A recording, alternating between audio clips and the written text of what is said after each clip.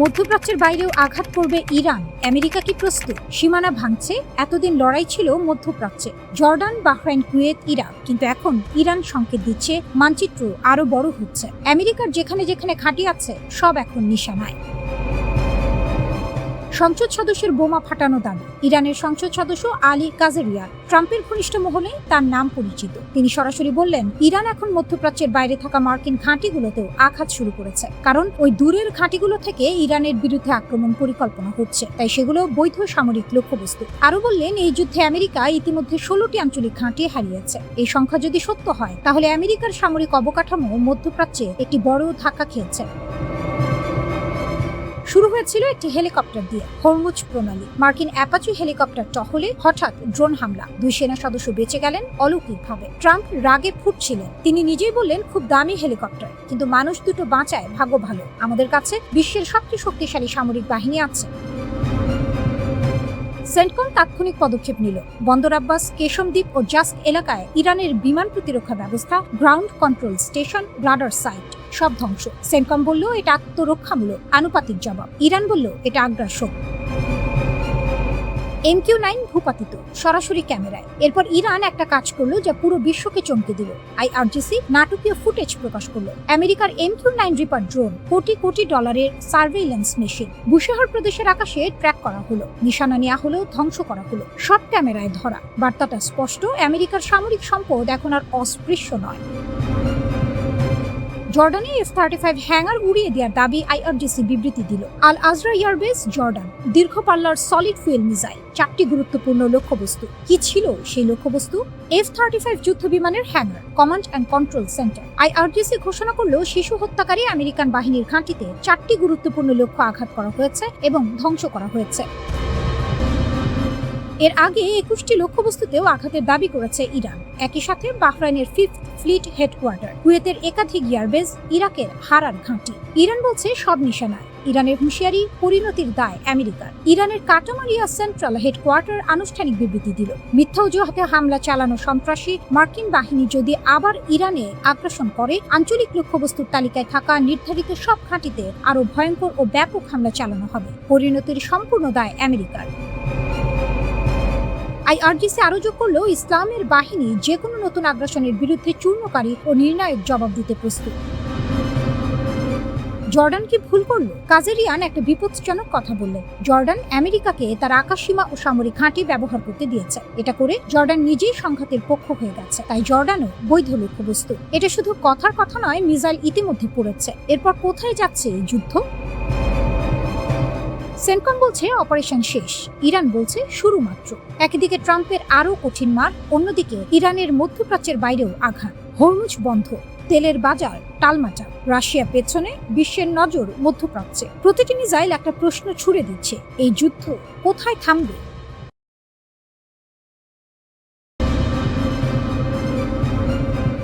আমেরিকার 20টি ঘাঁটি ধ্বংস, রিপার ড্রোন ভূপাতিত, আকাশযুদ্ধে ইরানের কাছে হার মানল পরাশক্তি।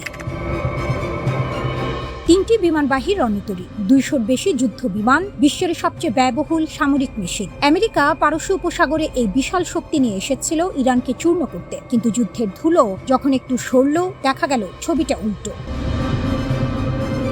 মধ্যপ্রাচ্যের 8টি দেশে আমেরিকার কমপক্ষে 20টি সামরিক ঘাঁটি ধ্বংস করেছে ইরান, আর মার্কিন বাহিনীর সবচেয়ে ভরসার অস্ত্র MQ-9 রিপার ড্রোন মাটিতে ফেলে দিয়েছে তেহরান। প্রশ্নটা এখন একটাই, আকাশযুদ্ধে কি সত্যি হার মানল পরাশক্তি? রিপার যখন শিকার হলো, MQ-9 রিপার নামেই আতঙ্ক। এই ড্রোন আফগানিস্তানে তালেবান কমান্ডার শেষ করেছে, ইরাকে মিলিশিয়া নেতা মেরেছে, সিরিয়ায় রাতের অন্ধকারে নীরব মৃত্যু নামিয়েছে। যাকে লক্ষ্য করে সে জানতেও পারেনি কখন শেষ হয়ে গেছে। সেই রিপার এবার হরমুজ প্রণালীর কেশম দ্বীপের কাছে আর উঠতে পারেনি। ইরান এই রিপারকে ভূপাতিত করতে ব্যবহার করেছে আরাশি কামান দিয়ে, তাদের নতুন এয়ার ডিফেন্স সিস্টেম, যা এই যুদ্ধেই প্রথমবার যুদ্ধের মাঠে নামলো। প্রথম অভিষেকেই শিকার, প্রথম পরীক্ষাতেই পাস। ইরানের সামরিক বাহিনীর শীর্ষ কর্মকর্তা ব্রিগেডিয়ার জেনারেল আলী রেজা এলহামি এরপর যা বললেন তা ওয়াশিংটনকে ভাবিয়ে তুলেছে। তিনি বললেন, শত্রুরা MQ-9, হার্মিস 900, লুকাস এই শক্তিশালী আত্মঘাতী ড্রোনের বহর দিয়ে যুদ্ধক্ষেত্রে আধিপত্য বিস্তার করতে চেয়েছিল, কিন্তু ইরান সেই ড্রোন ধ্বংস করে দেখিয়ে দিয়েছে মার্কিন আকাশ আধিপত্য অপরাজেয় নয়। 20টি ঘাঁটি, মানচিত্র জুড়ে আঘাত। আন্তর্জাতিক সংবাদ মাধ্যমের দাবি, সাম্প্রতিক এই যুদ্ধে মধ্যপ্রাচ্যের 8টি দেশে ছড়িয়ে থাকা আমেরিকার কমপক্ষে 20টি সামরিক ঘাঁটিতে আঘাত করেছে ইরান, শুধু ক্ষেপণাস্ত্র ও আত্মঘাতী ড্রোন ব্যবহার করে। এটা কোনো এলোপাথারি হামলা ছিল না, এটা ছিল সুপরিকল্পিত, সুনির্দিষ্ট, প্রতিটি লক্ষ্য বেছে নেওয়া। বছরের পর বছর ধরে ইরান বলে আসছিল মধ্যপ্রাচ্যে আমেরিকার প্রতিটি সামরিক স্থাপনা তাদের ক্ষেপণাস্ত্রের রেঞ্জের মধ্যে। অনেকে সেটাকে হুমকির ভাষা বলে উড়িয়ে দিয়েছিল। যুদ্ধের মাঠ প্রমাণ করলো হুমকি ছিল না, সত্য ছিল। কয়েক মাস হামলার পরেও ইরান দাঁড়িয়ে আমেরিকা ও ইসরায়েল মিলে ইরানের সামরিক স্থাপনায় কয়েক মাস ধরে হামলা চালিয়েছে। লক্ষ্য ছিল ইরানের সামরিক মেরুদণ্ড ভেঙে দেয়া। কিন্তু বিশ্লেষকরা বলছেন ইরানের নতুন আক্রমণ প্রতিহত করার সক্ষমতা এখনো অক্ষুণ্ণ। কেন? কারণ ইরান যে পথে হেঁটেছে সেটা চমৎকার। তারা স্থির রাডার সিস্টেমের উপর নির্ভরতা কমিয়েছে। স্থির মানে লক্ষ্যবস্তু শত্রু খুঁজে নিতে পারে, ধ্বংস করতে পারে। তাই ইরান বেছে নিয়েছে সহজে স্থানান্তরযোগ্য, তুলনামূলক সস্তা, দেশেই তৈরি প্রতিরক্ষা ব্যবস্থা। ধ্বংস করলে আরেকটা আসে, একটা সরলে অন্যটা বসে, হাইড্রার মাথার মতো। 18টি ক্ষেপণাস্ত্র ঘাঁটি আবারও সচল। এই যুদ্ধের মাঝেই খবর এলো ইরান তাদের 18টি ক্ষেপণাস্ত্র ঘাঁটি আবারও সক্রিয় করেছে। বিশ্লেষকদের হিসাব বলছে এই ঘাঁটিগুলোতে কমপক্ষে 1000 ব্যালিস্টিক ক্ষেপণাস্ত্র প্রস্তুত অবস্থায় রয়েছে। প্রতিটি ক্ষেপণাস্ত্র একটি লক্ষ্য। 1000 লক্ষ্য মানে 1000 সম্ভাব্য আঘাত। মধ্যপ্রাচ্যের কোনো মার্কিন ঘাঁটি, কোনো বন্দর, কোনো তেল স্থাপনা এই রেঞ্জের বাইরে নয়।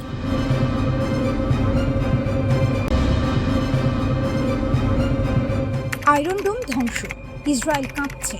হিজবুল্লাহর নতুন যুদ্ধ কৌশল। 5টি আয়রন ডোম ইউনিট 1 মাসে গুড়িয়ে দিয়েছে হিজবুল্লাহ।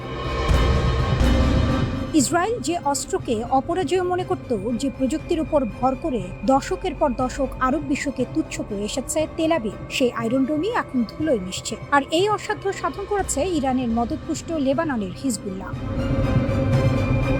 মধ্যপ্রাচ্যের যুদ্ধের নিয়ম বদলে যাচ্ছে। শিকারী এখন নিজেই শিকারে পরিণত। কৌশলের বিপ্লব, শুধু রকেট নয়, এবার লক্ষ্য আয়রন ডোম। এতদিন হিজবুল্লাহর যুদ্ধ কৌশল ছিল সরল। হাজারে হাজারে রকেট ছোড়ো, ইসরায়েলের শহরগুলোকে চাপে রাখো। জবাবে আয়রন ডোম সেই রকেট মাঝ আকাশে ধ্বংস করে দিত। খেলাটা ছিল সংখ্যা, কে বেশি রকেট ছুটতে পারে বনাম কে বেশি আটকাতে পারে।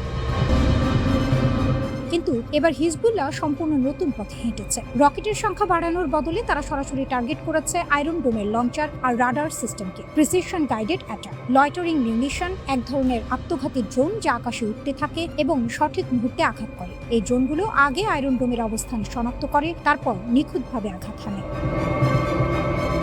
মিলিটারি ওয়াচ ম্যাগাজিন নিশ্চিত করেছে 1 মাসে 5টি পর্যন্ত আয়রন ডোম ইউনিট ধ্বংস করতে পেরেছে হিজবুল্লাহ। ইসরায়েলের ইতিহাসে এটি সবচেয়ে বড় বিমান প্রতিরক্ষা বিপর্যয়গুলোর একটি। আয়রন ডোম শুধু একটি অস্ত্র নয়, এটি ইসরায়েলের মানসিক ঝাল। সাধারণ ইসরায়েলি নাগরিক জানত রকেট আসলেও আয়রন ডোম আছে। এই নিরাপত্তার অনুভূতি ইসরায়েলকে দশকের পর দশক আক্রমণাত্মক নীতি নেওয়ার সাহস দিয়েছে। এখন যখন সেই ঢালে ফাটল ধরছে, পুরো কৌশলই প্রশ্নের মুখে। সামরিক বিশ্লেষকরা বলছেন আয়রন ডোমের একটি ইউনিট ধ্বংস মানে শুধু একটি যন্ত্র হারানো নয়, এর মানে হলো সেই এলাকার আকাশ সুরক্ষায় ফাঁক ফোকর তৈরি হওয়া। সেই ফাঁক দিয়ে রকেট, ড্রোন বা মিসাইল ঢুকে পড়তে পারে। উপরের স্তরের প্রতিরক্ষা ব্যবস্থা, ডেভিড স্লিং বা অ্যারো সিস্টেম তখন বেশি চাপে পড়ে। পুরো নেটওয়ার্কে ডমিনো ইফেক্ট শুরু হয়। 4 জুন আমেরিকা ও ইসরায়েল মিলে একটি যুদ্ধবিরতির কাঠামো তৈরি করেছে। পরিকল্পনা হলো হিজবুল্লাহ দক্ষিণ লেবানন থেকে পিছিয়ে যাবে, নির্দিষ্ট এলাকায় শুধু লেবাননের সরকারি সেনা থাকবে, হিজবুল্লাহর যোদ্ধারা আরো উত্তরে সরে যাবে। হিজবুল্লাহ প্রধান নাইম কাশেম এই প্রস্তাব শুনে একটাই কথা বললেন, সম্পূর্ণ প্রত্যাখ্যান। এই পুরো চিত্রটা আসলে একা হিজবুল্লাহর যুদ্ধ নয়, এটা ইরানের সুদূর প্রসারী কৌশলের অংশ। কুদস ফোর্সের কমান্ডার ইসমাইল কানি স্পষ্ট বলেছেন ইসরায়েলকে যুদ্ধপূর্ব অবস্থানে ফিরতে হবে, তবেই উত্তর সীমান্তে শান্তি আসবে। হিজবুল্লাহর যোদ্ধাদের উদ্দেশ্যে তিনি বলেছেন, তোমরা শীঘ্রই নিজেদের প্রতিরোধের ফল দেখতে পাবে। আর ইরান একটি বড় শর্ত জুড়ে দিয়েছে, ওয়াশিংটনের সাথে যে কোনো বৃহত্তর চুক্তিতে লেবাননের যুদ্ধ বন্ধের বিষয়টি অন্তর্ভুক্ত থাকতে হবে। মানে হিজবুল্লাহর রণাঙ্গন এখন ইরানের পারমাণবিক আলোচনার সাথে সরাসরি যুক্ত। এক টেবিলে সব ইস্যু। এটাই তেহরানের কৌশল।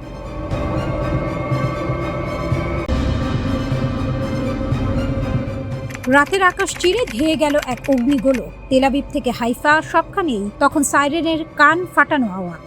মার্কিন ও ইসরায়েলি আকাশ প্রতিরক্ষা ব্যবস্থা কিছু বুঝে ওঠার আগে আঘাত হানল ইরানের এক নতুন মারণাস্ত্র। কোনো সাধারণ ড্রোন নয়, এটি তেহরানের একদম নতুন প্রজন্মের জেট চালিত যুদ্ধ বিমান সদৃশ ইউএভি।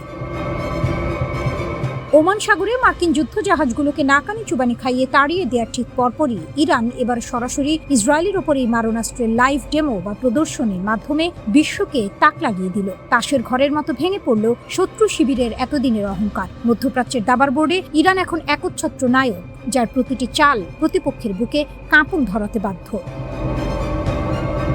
ওমান সাগর থেকে ইসরায়েল ড্রোনের নতুন দিগন্ত।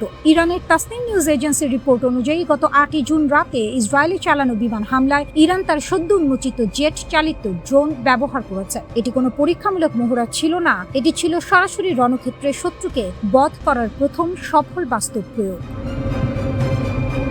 এর মাত্র কয়েকদিন আগে ওমান সাগরে মার্কিন রণতরীগুলোর বিরুদ্ধে ইরান তাদের শাহেদ ড্রোন ব্যবহার করেছিল। সেই ঘটনার রেশ কাটতে না কাটতেই এবার ভূমি থেকে ভূমিতে আঘাত হানার মিশন। ইরানি কর্মকর্তারা এই নতুন ড্রোনকে বর্ণনা করেছেন এক উচ্চগতির অ্যাটাক ড্রোন হিসেবে। এটি এত দ্রুত লক্ষ্যবস্তুর দিকে ছুটে যায় যে শত্রুর প্রচলিত এয়ার ডিফেন্স সিস্টেম বা রাডারগুলো একে শনাক্ত করার আগেই সব রফাদফা হয়ে যায়। মার্কিন ও ইসরায়েলি নৌবহর এখন আর কোনোভাবেই হিসাব মেলাতে পারছে না যে পরবর্তী আঘাতটি ঠিক কোন দিক থেকে আসবে, কারণ ইরান এখন জল, স্থল আর আকাশ 3 পথেই তাদের আক্রমণের জাল বিছিয়ে দিয়েছে। ত্রিস্তরীয় ক্রুজ ক্ষেপণাস্ত্রের মরণ কামড়। ইরানকে নায়ক বলা হচ্ছে তার রণকৌশলের অনন্য দক্ষতার কারণে। তেহরান তাদের উপকূলীয় প্রতিরক্ষাকে এমন এক ত্রিস্তরীয় ক্রুজ ক্ষেপণাস্ত্র কাঠামোয় সাজিয়েছে যা দিয়ে যে কোনো শক্তিশালী নৌবাহিনীকে গুড়িয়ে দেওয়া সম্ভব। স্বল্প পাল্লার নাসির ও ঝাঁক আক্রমণ। মাত্র 35 কিলোমিটার পাল্লার এই মিসাইলটি আকারে ছোট হলেও এর কার্যকারিতা মারাত্মক। এটি তৈরি হয়েছে সংকীর্ণ জলসীমায় অত্যন্ত দ্রুতগতির এবং তীব্র লড়াইয়ের জন্য। স্পিডবোট এবং হেলিকপ্টার থেকে একসাথে ডজন ডজন নাসির মিসাইল ছুড়ে স্কোয়ার্ম ট্যাকটিক্স বা ঝাঁক আক্রমণের মাধ্যমে শত্রুর ডিফেন্স সিস্টেমকে সম্পূর্ণ অচল করে দেওয়া যায়। ছোট ও মাঝারি আকৃতির যুদ্ধ জাহাজ ধ্বংস করতে এর জুড়ি নেই। মাঝারি পাল্লার নূর ও কাদির। উপকূল সুরক্ষায় ইরানের প্রথম দেশীয় ক্রুজ মিসাইল হল নূর। 1990-এর দশক থেকে এটি ইরানের উপকূলীয় প্রতিরক্ষার মেরুদণ্ড। সমুদ্র পৃষ্ঠ থেকে মাত্র 5 মিটার উচ্চতা দিয়ে উড়ে যাওয়ার কারণে শত্রুর রাডার একে দেখতেই পায় না। 120 কিলোমিটার পাল্লার এই মিসাইল ফ্রিগেট বা বড় যুদ্ধ জাহাজকে এক আঘাতেই পঙ্গু করে দিতে পারে। দূরপাল্লার কাদির 380 ও আবু মাহদি। ইরানের দূরপাল্লার শক্তি দেখে পশ্চিমা বিশ্বের চোখ এখন কপালে উঠেছে। কাদির 380 ক্ষেপণাস্ত্রের পাল্লা 1000 কিলোমিটারের বেশি, যা পারস্য উপসাগরের সীমানা ছাড়িয়ে অনেক দূরে আঘাত হানতে সক্ষম। মাত্র কয়েক মিনিটে একক অপারেটর দ্বারা এটি উৎক্ষেপণ করা যায়।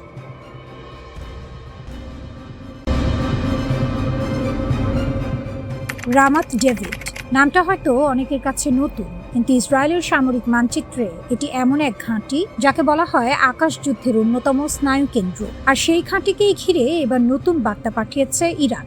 সরাসরি ক্ষেপণাস্ত্র আঘাত হোক কিংবা ধ্বংসাবশেষের আঘাত, ঘটনাটি মধ্যপ্রাচ্যের চলমান সংঘাতে নতুন মাত্রা যোগ করেছে। যুদ্ধের ময়দানে একটি পুরনো প্রবাদ আছে, ধোঁয়া উঠলে আগুন কোথাও না কোথাও জ্বলছে। রামাত ডেভিড বিমান ঘাঁটিতে ক্ষেপণাস্ত্রের ধ্বংসাবশেষ পৌঁছে যাওয়া যেন সেই ধোঁয়ারই আরেকটি ইঙ্গিত। ইসরায়েলি সূত্র স্বীকার করেছে ইরানের নিক্ষেপ করা একটি ব্যালিস্টিক ক্ষেপণাস্ত্রের ভগ্নাংশ উত্তর ইসরায়েলের গুরুত্বপূর্ণ বিমান ঘাঁটি রামাত ডেভিডের একটি স্থাপনায় আঘাত করেছে। ঘটনাটি হয়তো সরাসরি হামলা নয়, কিন্তু বার্তাটি ছিল একেবারে সরাসরি। ইরান যেন বলতে চেয়েছে আমাদের হাত কতদূর পৌঁছাতে পারে সেটি আর কল্পনার বিষয় নয়। রাতের উত্তপ্ত পরিস্থিতিতে ইরানের ইসলামিক রিভলিউশনারি গার্ড কর্পস বা আইআরজিসি একের পর এক ব্যালিস্টিক ক্ষেপণাস্ত্র নিক্ষেপের দাবি করে। রাষ্ট্রীয় গণমাধ্যমে প্রকাশিত ভিডিওতে দেখা যায় ক্ষেপণাস্ত্র উৎক্ষেপণের দৃশ্য। আর সেই দাবির পরপরই ইসরায়েলের অভ্যন্তরে আলোচনার কেন্দ্রবিন্দুতে উঠে আসে রামাত ডেভিড বিমান ঘাঁটির নাম। বলা হয়ে থাকে যুদ্ধ শুধু গোলা বারুদের লড়াই নয়, এটি মনস্তত্ত্বেরও লড়াই। আর সেই মনস্তাত্ত্বিক যুদ্ধে ইরান যেন ক্রমেই নতুন নতুন চাল দিচ্ছে। রামাত ডেভিড বিমান ঘাঁটি ইসরায়েলি বিমান বাহিনীর জন্য অত্যন্ত গুরুত্বপূর্ণ। উত্তরাঞ্চলীয় নিরাপত্তা ব্যবস্থার একটি বড় অংশ এই ঘাঁটির ওপর নির্ভরশীল। ফলে সেখানে ক্ষেপণাস্ত্রের ধ্বংসাবশেষও পৌঁছে যাওয়া সামরিক বিশ্লেষকদের কাছে শুধুমাত্র একটি দুর্ঘটনা নয়, বরং নিরাপত্তা বলয়ের কার্যকারিতা নিয়ে প্রশ্ন তোলার মতো ঘটনা। ইসরায়েল দীর্ঘদিন ধরে নিজেদের বহুল আলোচিত আকাশ প্রতিরক্ষা ব্যবস্থার শক্তি নিয়ে গর্ব করে এসেছে। আয়রন ডোম, ডেভিড স্লিং, অ্যারো একাধিক স্তরের প্রতিরক্ষা ব্যবস্থাকে প্রায় দুর্ভেদ্য বলেই প্রচার করা হয়, কিন্তু যুদ্ধক্ষেত্রের বাস্তবতা অনেক সময় প্রচারণার দেয়ালে ফাটল ধরিয়ে দেয়। এই ঘটনার পর ইসরায়েলি প্রতিরক্ষা বাহিনী তদন্ত শুরু করেছে, কিভাবে ক্ষেপণাস্ত্রের ধ্বংসাবশেষ এত গুরুত্বপূর্ণ স্থাপনার কাছে পৌঁছালো, প্রতিরক্ষা ব্যবস্থা ঠিক কিভাবে কাজ করেছে, কোথাও কোনো দুর্বলতা ছিল কিনা, সবকিছুই এখন খতিয়ে দেখা হচ্ছে।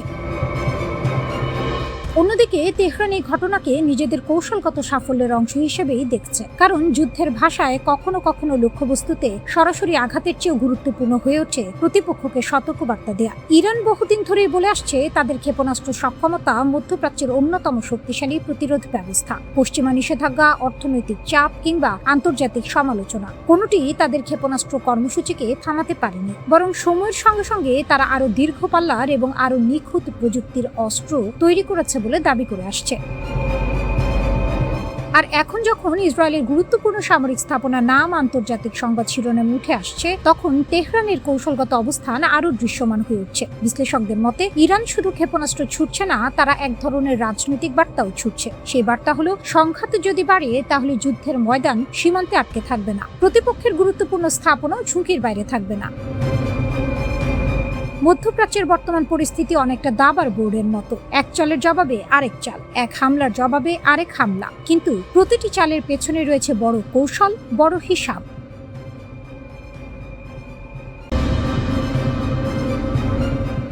4 সপ্তাহের বেশি সময় ধরে ইরান সৌদি আরবের তেল স্থাপনায় ক্ষেপণাস্ত্র ও ড্রোন বসাল। কমপক্ষে 4টি শক্তি অবকাঠামো ধুলোয় মিশলেও কোটি কোটি ডলারের ক্ষতি হলো। আর রিয়াদ কি করলো? ইরানের রাষ্ট্রদূতকে একবার ডাকলো, উদ্বেগ প্রকাশ করলো, সংযম দেখাতে বলল সবাইকে, মানে আক্রমণকারী ও আক্রান্ত দুই পক্ষকে। যেন ঘরে আগুন লাগলে দমকলকে বলা হচ্ছে একটু আস্তে পানি ঢালো। এটা দুর্বলতা নয়, এটা রাজনৈতিক কাপুরুষতা। আর এই কাপুরুষতার মধ্যেই লুকিয়ে আছে ইরানের সবচেয়ে বড় কূটনৈতিক জয়। 8 এপ্রিলের যুদ্ধবিরতির পরদিন সকালে ইরানের পররাষ্ট্রমন্ত্রী আরাকচি 5টি উপসাগরীয় দেশে ফোন করলেন। কুয়েত, সৌদি আরব, বাহরাইন, কাতার ও আরব আমিরাত। এই 5 দেশের প্রত্যেককে ইরান সপ্তাহের পর সপ্তাহ আঘাত করেছে। কেউ ফোন ধরল না, শুধু সৌদি আরব ছাড়া। যে দেশ সবচেয়ে বেশি মার খেয়েছে সেই আক্রমণকারীর ফোন তুলল। এর চেয়ে বড় নতজানু হওয়ার দৃশ্য আর কি হতে পারে? আরব আমিরাত কিন্তু ভিন্ন পথ নিল, কূটনৈতিক সম্পর্ক ছিন্ন করলো, ইসরায়েলের আয়রন ডোম নিল, পাল্টা হামলা করলো, গোপনে হলো। আর সৌদি আরব বড় ভাই সাজে বসে রইল মাঝখানে, নিরপেক্ষ সালিশির ভূমিকায়, যেন সে আক্রান্ত নয়, বিচার।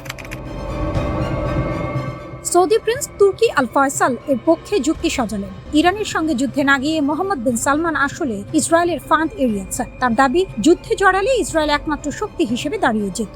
ইরানের ক্ষমতার প্রতি এই নমনীয়তার পাশাপাশি ইসরায়েলের প্রতি সৌদি আরবের মনোভাব ক্রমে কঠোর হচ্ছে। সোমালিল্যান্ডে ইসরায়েল একজন অনাবাসিক রাষ্ট্রদূত নিযুক্ত করল। কূটনীতির ভাষায় এটা তুচ্ছ ঘটনা। রিয়াদ 13টি আরব ও ইসলামী দেশকে নিয়ে যৌথ নিন্দা জানালো।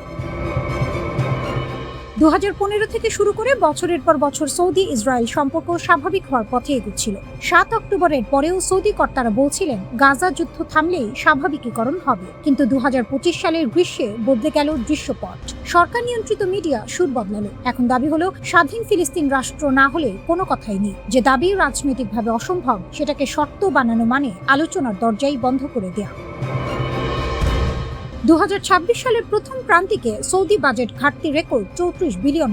ভিশন 2030 অনেকটাই কাগজে স্বপ্ন হয়ে পড়েছে। তেল নির্ভর অর্থনীতি থেকে বের হওয়ার পথ মিলছে না, কিন্তু ইরান এই পুরো সমীকরণে লাভবান। শত্রু যদি নিজেই বিভ্রান্ত হয়, নিজেই দ্বিধায় পড়ে, নিজেই সুযোগ ছেড়ে দেয়, তাহলে যুদ্ধ না করেও জেতা যায়। সৌদি আরবের এই দোদুল্যমান নীতি তেহরানের জন্য সোনায় সোহাগা। একদিকে হামলা করো, অন্যদিকে ফোন করো, রিয়াদ দুটোতেই সাড়া দেয়। সৌদি আরবের নেতৃত্ব এখন এমন বন্ধুর মুখোমুখি হতে ভয় পাচ্ছে ইরানের, ভয় পাচ্ছে নিজের দুর্বলতার আয়নার। আর সেই ভয়ের সুযোগ নিয়ে ইরান তার আঞ্চলিক দাপট পাকা করছে, একটি ক্ষেপণাস্ত্র না ছুড়ে, শুধু ফোনের ওপারে থেকে।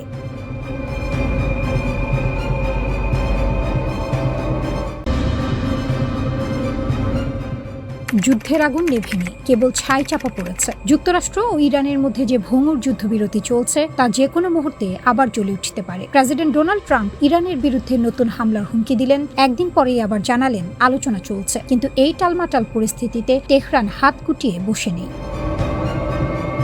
চিন্তন প্রতিষ্ঠান German institute for international and security অ্যাফেয়ার্সের বিশেষজ্ঞ হামিদ রেজা আজিজি জানাচ্ছেন, এবারের যুদ্ধের ছক আগের বারের চেয়ে একেবারে আলাদা হবে। প্রথম দফায় ইরান ধীরে ধীরে গুটি সাজিয়েছিল, মাসের পর মাস ধরে টিকে থাকার কথা মাথায় রেখে ক্ষেপণাস্ত্রের মজুদ বাঁচিয়ে রেখেছিল। কিন্তু এবার ইরান মনে করছে লড়াই হবে স্বল্পস্থায়ী কিন্তু অত্যন্ত তীব্র, তাই সব শক্তি এক ঝটকায় ঢেলে দেওয়ার পরিকল্পনা। হামিদ রেজা বলছেন, নতুন করে যে কোনো লড়াই শুরু হলে ইরান প্রতিদিন কয়েক ডজন থেকে কয়েকশো ক্ষেপণাস্ত্র ছুটতে পারে, শত্রুর হিসাব নিকাশ পুরোপুরি উল্টে দিতে।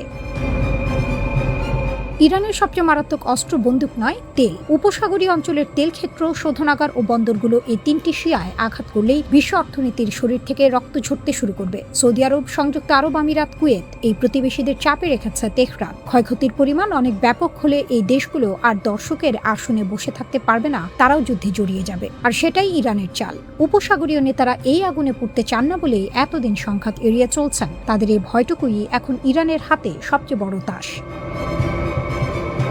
দুই সমুদ্রে দুই ফ্রন্ট। সমুদ্রপথ থেকে দুনিয়াকে দুই ভাগ করে দেওয়ার ক্ষমতা ইরানের আছে। একদিকে হরমুজ প্রণালী, পারস্য উপসাগরের মুখ, অন্যদিকে বাব আল মানদেব, লোহিত সাগরের গলা। এই দুটো সমুদ্রপথ বন্ধ হয়ে গেলে বিশ্বের জ্বালানি ও বাণিজ্যিক জাহাজ চলাচলে যে বিপর্যয় নামবে তা সামলানো ট্রাম্পের পক্ষে কঠিন হয়ে যাবে। ইয়েমেনের হুথিরা বাব আল মানদেবের ঠিক পাশেই থাকে। ইরান সমর্থিত এই গোষ্ঠী নতুন যুদ্ধে ইরানের পাশে দাঁড়ানোর অঙ্গীকার দিয়ে রেখেছে। তবে প্রথম দফার লড়াইয়ে তারা সতর্কতার সঙ্গে পা ফেলেছিল, কারণ তাদের অস্ত্রের মজুদ শেষের দিকে। তারপরও যুক্তরাষ্ট্র যদি একসঙ্গে দুটো সামুদ্রিক ফ্রন্টে মোকাবিলার চাপে পড়ে, তবে কৌশলগত সুবিধা ইরানের দিকে হেলে পড়বে। আমিরাতকে উটের যুগে ফিরিয়ে দেওয়ার হুমকি। ইরানের সরকার ঘনিষ্ঠ বিশ্লেষক মেহেদি খারাতিয়ান এক পডকাস্টে বলে দিয়েছেন, আমাদের অবশ্যই আমিরাতকে উটে চড়ার যুগে ফিরিয়ে নিয়ে যেতে হবে। প্রয়োজন হলে আবুধাবি দখল করব। কথাটা শুনতে অতিরঞ্জিত মনে হলেও আরব গালফ স্টেট ইনস্টিটিউটের বিশেষজ্ঞ আলী আল ফোনে সতর্ক করছেন, এই বক্তব্য ইরানের রিভলিউশনারি গার্ড বাহিনীর শীর্ষ নেতাদের চিন্তার প্রতিফলন। কারণ হলো, মার্কিন ইসরায়েলে হামলার সময় আমিরাত ও সৌদি আরব নাকি গোপনে ইরানের বিরুদ্ধে সাহায্য করেছে। এই বিশ্বাস এখন তেহরানের অন্দরে শিকড় গেড়েছে। তাই উপসাগরীয় প্রতিবেশীরা এবার শুধু যুদ্ধের দর্শক নয়, সরাসরি লক্ষ্যবস্তু হওয়ার ঝুঁকিতে আছে। বিশ্বের তেলের শিরা কেটে দেওয়ার ক্ষমতা যার হাতে, সে দেশ সহজে হার মানে না। ইরান ঠিক এই বার্তাটাই এখন পৌঁছে দিতে চাইছে ওয়াশিংটনে।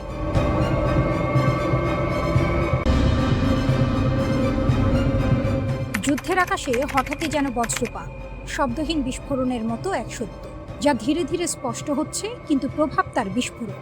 ইরানের বিরুদ্ধে অভিযানে যুক্তরাষ্ট্র হারিয়েছে অন্তত 42টি সামরিক বিমান। সংখ্যা নয়, এ যেন এক প্রতীক শক্তির ভারসাম্য কোথায় গিয়ে দাঁড়িয়েছে তা নির্মম সত্য। মার্কিন কংগ্রেশনাল রিসার্চ সার্ভিসের সাম্প্রতিক প্রতিবেদন যেন সেই লুকোনো গল্পের দরজা খুলে দিয়েছে। বোমারু বিমান, নজরদারি প্ল্যাটফর্ম, ড্রোন, জ্বালানি সরবরাহকারী ট্যাঙ্কার, যুদ্ধের প্রতিটি স্তম্ভে আঘাত লেগেছে। আকাশের আধিপত্য যা এতদিন ছিল যুক্তরাষ্ট্রের একচ্ছত্র সম্পদ, সেখানে ইরান যেন লিখে দিচ্ছে নতুন সমীকরণ। ঘটনার সূত্রপাত 28 ফেব্রুয়ারি। যুক্তরাষ্ট্র ও ইসরায়েল মিলে শুরু করে ইরানে সামরিক অভিযান। নাম দেওয়া হয় অপারেশন এপিক ফিউরি। নামের মধ্যেই ছিল গর্জন, ছিল আধিপত্যের ঘোষণা। কিন্তু বাস্তব যুদ্ধক্ষেত্রে গর্জনের চেয়ে বেশি শোনা গেছে প্রতিরোধের শব্দ, ইরানের প্রতিরোধ। 40 দিনের মাথায় 8 এপ্রিল পাকিস্তানের মধ্যস্থতায় আসে সাময়িক যুদ্ধবিরতি। কিন্তু ততদিনে যুদ্ধের খতিয়ান তৈরি হয়ে গেছে। সেই খতিয়ানে যুক্তরাষ্ট্রের ক্ষতির অঙ্ক শুধু সংখ্যা নয়, এ এক কৌশলগত ধাক্কা।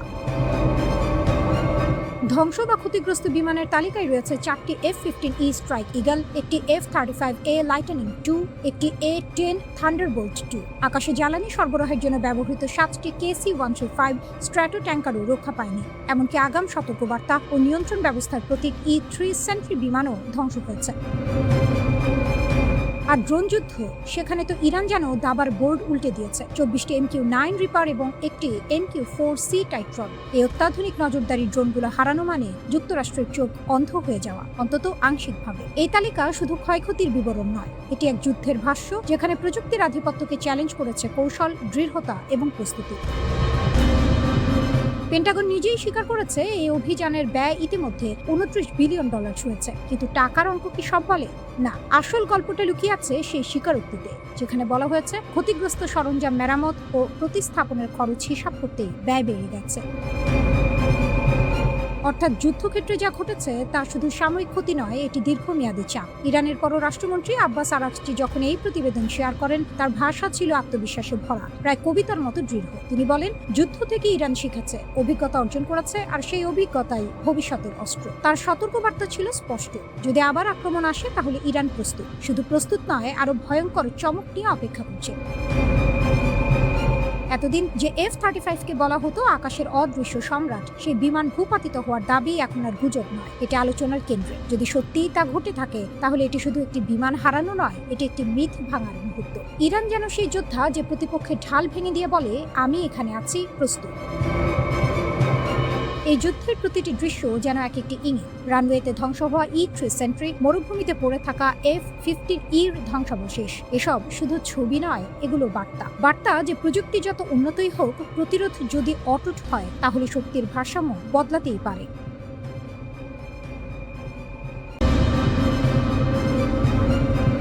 আকাশে উঠছিল অত্যাধুনিক এক হত্যা যন্ত্র। পাইলট নেই, ভয় নেই, ক্লান্তি নেই। ঘন্টার পর ঘন্টা চক্কর দিতে পারে, হেলফায়ার মিসাইল ছুটতে পারে নিখুঁত নিশানায়। নাম তার MQ-9 রিপার, আমেরিকার আকাশ যুদ্ধের মুকুটমণি। এক একটির দাম প্রায় $3 কোটি। এই রিপারের মোট বহরের 1/5 এখন ধ্বংসস্তূপ। ইরান সেটা করে দেখিয়েছে। কিভাবে শুরু হলো এই যুদ্ধ? 2025 সালের জুন মাসে যুক্তরাষ্ট্র ইরানের 3টি পারমাণবিক স্থাপনায় বোমা হামলা চালায়। এরপর আর পেছনে ফেরার পথ ছিল না, পুরোদমে যুদ্ধ শুরু হয়ে যায়। ট্রাম্প ঘোষণা দিয়েছিলেন ইরানের বিমান প্রতিরক্ষা সম্পূর্ণ বিধ্বস্ত। কিন্তু বাস্তব অন্য কথা বলছে। হিসাবটা কেমন ভয়ঙ্কর। ব্লুমবার্গের প্রতিবেদন বলছে, এ পর্যন্ত আমেরিকা হারিয়েছে প্রায় 30টি রিপার ড্রোন। মার্কিন কংগ্রেশনাল রিসার্চ সার্ভিস মাসের শুরুতে বলেছিল 24টির কথা। আসল সংখ্যা তার চেয়েও বেশি। আর্থিক হিসেবে এটি প্রায় $1 বিলিয়ন ক্ষতি। এই যুদ্ধে এ পর্যন্ত মার্কিন খরচ পৌঁছে গেছে $29 বিলিয়ন। কিছু ড্রোন আকাশে গুলি করে ভূপাতিত হয়েছে, কিছু পারস্য উপসাগরীয় ঘাঁটিগুলোতে মিসাইল হামলার মুখে মাটিতেই পুড়ে ছাই হয়ে গেছে। দুটো পথেই শেষ পরিণতি একই, ধ্বংস। ইরানের হাতিয়ার আসলে কি? এখানে এই গল্পটা আরো চমকপ্রদ হয়ে ওঠে। ইরান একা লড়ছে না, নিজস্ব প্রযুক্তির পাশাপাশি তারা ব্যবহার করছে রুশ ও চীনা আকাশ প্রতিরক্ষা ব্যবস্থার এক মারাত্মক মিশ্রণ। 2025 সালের জুনে যুদ্ধ শুরু হওয়ার পরপরই চীন ইরানকে সরবরাহ করেছে অত্যাধুনিক surface to air missile battery. আর রাশিয়া দীর্ঘমেয়াদী নিরাপত্তা চুক্তির আওতায় মার্কিন যুদ্ধ জাহাজ ও সেনা দলের স্যাটেলাইট চিত্র পাঠিয়ে দিচ্ছে তেহরানে। এটা শুধু অস্ত্রের যুদ্ধ নয়, এটা তথ্যের যুদ্ধ।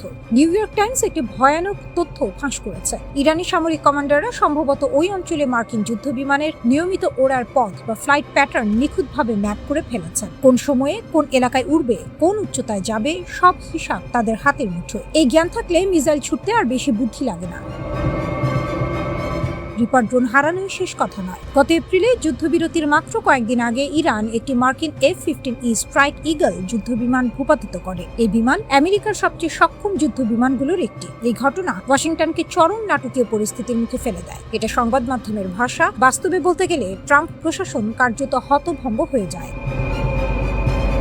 এর কিছুদিন পরেই ভঙ্গুর যুদ্ধবিরতি হয়। সেটা এখনো টিকে আছে, কতদিন থাকবে কেউ জানে না। তাহলে কি ইরান জিতছে? সেটা বলা কঠিন, কিন্তু এটা স্পষ্ট যে দুর্বল ইরান ধারণাটি এই যুদ্ধে চূর্ণ হয়ে গেছে। রিপার ড্রোনগুলো ছিল আমেরিকার অহংকারের প্রতীক। মানুষ ছাড়া যুদ্ধ করার ক্ষমতা, বিপদ ছাড়া আধিপত্য। ইরান সেই অহংকারের 1/5 ছায়ে পরিণত করেছে। তারা প্রমাণ করেছে যে রাশিয়া চীনের ছায়ে বেড়ে ওঠা একটি আঞ্চলিক শক্তি। সঠিক কৌশল ও সঠিক মিত্র থাকলে পৃথিবীর সবচেয়ে শক্তিশালী সামরিক বাহিনীকেও বেকায়দায় ফেলতে পারে।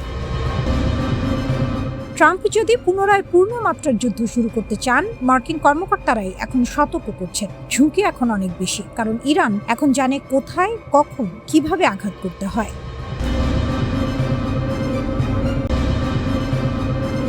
একটা ফোন কল, এক পাশে ডোনাল্ড ট্রাম্প, অন্য পাশে মধ্যপ্রাচ্যের সবচেয়ে ক্ষমতাধর নেতারা। ট্রাম্প কথা শেষ করলেন, তারপর নেমে এলো এক অদ্ভুত নীরবতা। কেউ কথা বললেন না, একজনও না। ট্রাম্প নিজেই অস্বস্তিতে পড়ে রসিকতা করলেন, তোমরা কি এখনো লাইনে আছো? যে ফোন কলে কাঁপল মধ্যপ্রাচ্য। ট্রাম্প এক লাইনে জড়ো করলেন 8 দেশের শীর্ষ নেতাদের: সৌদি আরব, সংযুক্ত আরব আমিরাত, কাতার, পাকিস্তান, তুরস্ক, মিশর, জর্ডান, বাহরাইন। উদ্দেশ্য ছিল ইরানের সঙ্গে যুদ্ধবিরতির আলোচনা। কিন্তু ট্রাম্প হঠাৎ মোড় ঘুরিয়ে দিলেন, বললেন ইরানের সঙ্গে যুদ্ধ শেষ হওয়া মাত্রই সব মুসলিম দেশকে ইসরায়েলের সঙ্গে সম্পর্ক স্বাভাবিক করতে হবে। আব্রাহাম অ্যাকর্ডের পরিধি বাড়াতে হবে এখনই। ফোন লাইনে বজ্রপাত নামল। সৌদি আরব, কাতার, পাকিস্তান, যাদের ইসরায়েলের সঙ্গে কোনো আনুষ্ঠানিক সম্পর্কই নেই, তারা একটা শব্দও বললেন না। ট্রাম্পের এই মহাপরিকল্পনার সামনে সবচেয়ে বড় পাথর হয়ে দাঁড়িয়ে আছেন সৌদি ক্রাউন প্রিন্স মোহাম্মদ বিন সালমান। একসময় ইসরায়েলের দিকে একটু হাত বাড়ানোর ইচ্ছা ছিল তার, কিন্তু গাজায় রক্তের বন্যা দেখার পর রিয়াদের অবস্থান পাথরের মতো শক্ত হয়ে গেছে। ওভাল অফিসে ট্রাম্পের সঙ্গে সরাসরি বৈঠকেও বিন সালমান আব্রাহাম অ্যাকর্ডে সই করতে রাজি হননি। সৌদি প্রশাসনের বার্তা একটাই, স্বাধীন ফিলিস্তিন রাষ্ট্রের সুনির্দিষ্ট প্রতিশ্রুতি ছাড়া ইসরায়েলের সঙ্গে কোনো বন্ধুত্ব নেই, থাকবেও না। আমেরিকান ও ইসরায়েলি কূটনীতিকরাও স্বীকার করছেন এই অচলাবস্থা সহজে কাটছে না। সেপ্টেম্বরে ইসরায়েলি নির্বাচন আসছে। নতুন সরকার কেমন হবে না জেনে সৌদি আরব কোনো বড় চাল চালবে না। বিন সালমান তেলে মাথা দেওয়ার মানুষ নন। ট্রাম্প ট্রুথ সোশ্যালে লিখেছেন, একদিন হয়তো ইরান ও ইসরায়েলকে স্বীকৃতি দিয়ে আব্রাহাম অ্যাকর্ডের অংশ হবে। এই কথা পড়ে মধ্যপ্রাচ্যের রাজনৈতিক বিশ্লেষকরা কেউ হেসেছেন, কেউ মাথায় হাত দিয়েছেন। ইরান, যে দেশ দশকের পর দশক ধরে ইসরায়েলকে তার অস্তিত্বের সবচেয়ে বড় হুমকি মনে করে, সে কিনা একদিন তেল আবিবকে আলিঙ্গন করবে, এটা কল্পনার জগতেও কঠিন। কিন্তু ট্রাম্প এই কল্পনাকে কূটনীতির হাতিয়ার বানাচ্ছেন। রিপাবলিকান সিনেটর লিন্ডসে গ্রাহাম আরও এক ধাপ এগিয়ে হুঁশিয়ারি দিয়েছেন, মুসলিম নেতারা যদি এই সুযোগ হাতছাড়া করেন, সমগ্র মধ্যপ্রাচ্যের ভবিষ্যৎ অন্ধকারে ডুবে যাবে। এই ধমকের ভাষা দেখিয়ে বোঝা যায় ওয়াশিংটন আসলে কতটা মরিয়া। ইরান যেভাবে খেলছে দাবার ছক, এই পুরো পরিস্থিতিতে ইরান কিন্তু চুপচাপ বসেনি। তারা দাবার ছকে এমন চাল দিচ্ছে যা প্রতিপক্ষকে ভাবিয়ে তুলছে। পরমাণু কর্মসূচির বিস্তারিত আলোচনায় তারা এই মুহূর্তে যাচ্ছে না, সেটা পরের ধাপে। আগে চাই নিরাপত্তার নিশ্চয়তা, আগে চাই নিষেধাজ্ঞা শিথিলের ভাষা। হরমুজ প্রণালী খুলে দেওয়ার ব্যাপারে নীতিগতভাবে রাজি হয়েছে, কারণ এটা দিয়ে বিশ্বের তেলের বিশাল একটা অংশ যায়। এখানে ছাড় দিলে আন্তর্জাতিক সম্প্রদায় একটু নরম হবে। কিন্তু ইউরেনিয়াম মজুদ ছেড়ে দেয়া, কোথায় যাবে, কিভাবে যাবে, কে যাচাই করবে, এসব পরে, অনেক পরে। ইরান সময় কিনছে এবং সময় কেনার এই শিল্পে তারা ওস্তাদ। তাসনিম নিউজ একটি সম্ভাব্য কাঠামোর কথা জানিয়েছে। পূর্ণ চুক্তির আগে একটি সীমিত সমঝোতাপত্র, ইরানের তেল রপ্তানিতে সাময়িক ছাড়, বিনিময়ে মধ্যপ্রাচ্যের সব রণাঙ্গনে যুদ্ধবিরতি। লেবাননও এই ছাতার নিচে আসবে। হরমুজের বিষয়টা 30 দিনে, আনুষ্ঠানিক পরমাণু আলোচনা 60 দিনে।